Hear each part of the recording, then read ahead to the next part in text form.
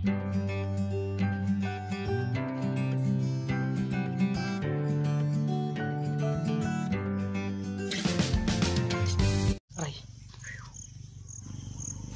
Pagpalang araw mga kamanga. Tayo sa ating baka. Ay bagong bili tayong baka. Binisita ko lang. Bagong bili nung nakaraan. Ayun bagong palaga ito mga papalaga. Nanunuwag daw to eh. Kaya bininta nung may-ari. Ay yung yan oh. Hanggang dyan ka lang. Nanunuwag daw to. Ang bait naman eh. Nag-ano yung mata, nanlilisik oh.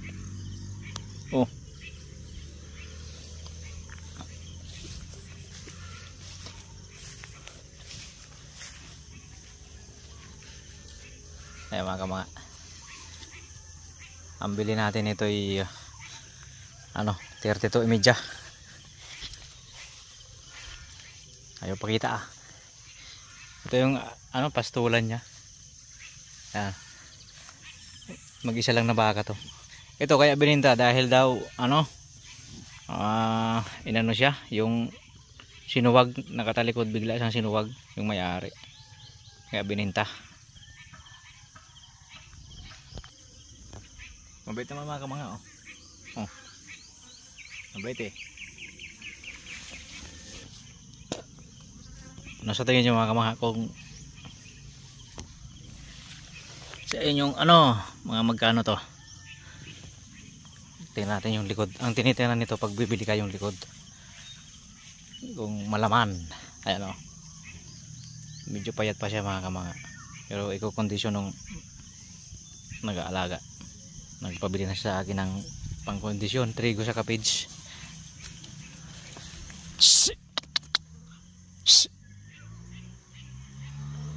Oh.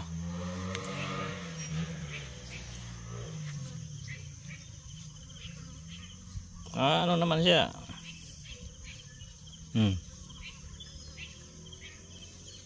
Kung nadala ako kahapon mga kamanga nung anak nung baka ko, yung baka ko yan oh, namaga. Maga yung pa ako nadali. Yan oh.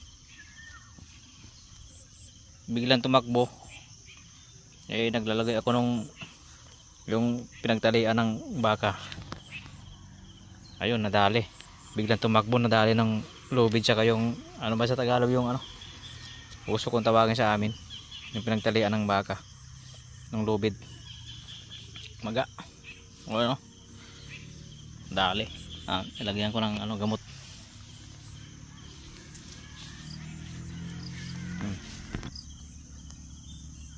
Maganda to, malaki, may potential tong baka na to. Kikita nyo yung dyan, yung tinitingnan yan.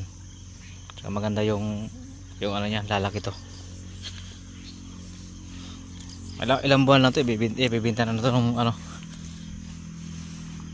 buwan, 4 na buwan. Palalaki na yan konti. Tapos binta niya. Ayan. May isa pang nabili tayo dito sa isang barangay na dito. May barangay San Roque. Tapos siya ang nakakita. Alaga niya, inalagaan niya rin. Pupuntahan natin. Ito yung baka mga kamanga. Yung pangalawang baka. Yung dalawa alaga ng baka nung nag-alaga sa akin. Ito yung isa. May sugat pa rin siya sa may pusod oh. Hindi pa na yung sugat na to ng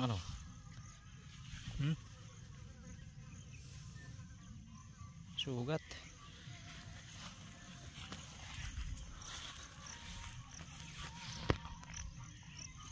Kamanga. Oh, may dugo. Ba't may dugo tong sa ilong niya? Naku, 2 ang sugat. Ayun oh.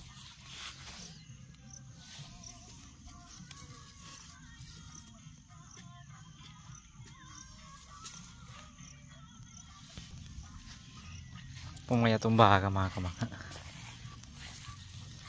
Ba't kaya nilagay yung lubid doon? May nakalagay na lubid doon. Tapos dito. Ayan o. Hindi kayo may nagluko dito. Pinagtripan siguro. O baka sinadya namang nilagay. Ayan o. Hindi makakain tong baka na to. Yun.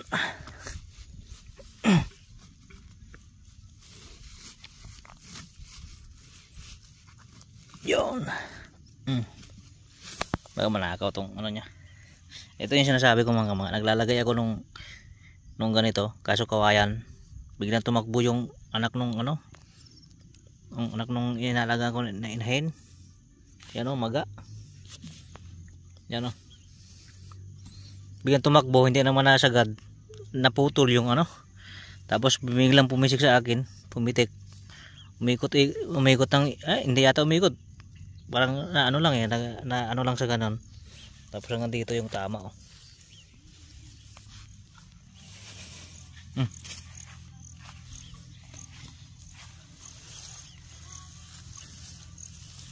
Malawak yung ano niya mga kamanga oh. Yung pastulan niya dito.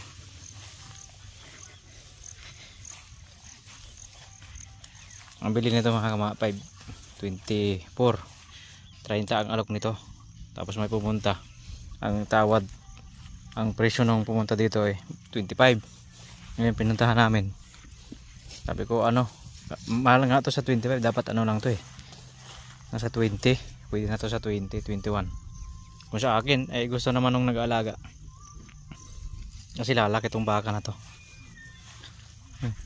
May sugat lang.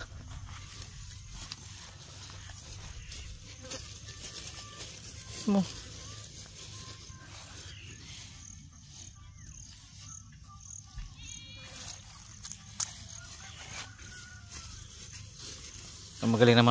Magaling mag-alaga mga kamanga yung nag-alaga nito. Marami nagpapalaga sa kanya kasi magaling yung mag-alaga. Tataba naman to. Payat talaga siya oh. Yan puwit niya. Sa likod. Isa ito sa mga tinitinan pag bibili ka. Kung maganda yung ano, saka yung balakang niya, yung to. Lalaki itong baka na to. Mga 1 taon to, laki na to.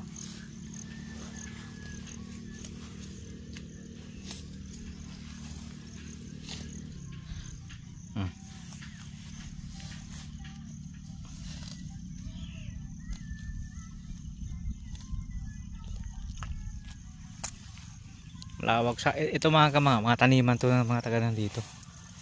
Kasi pag yung mga ano nandito noon, lahat to nakikita niyo diyan puro ano yan, puro taniman ng mais, kung ano-ano. Yung malinghoy or kamuting kahoy, kamuti. Ngayon wala na eh. Uwi na tayo.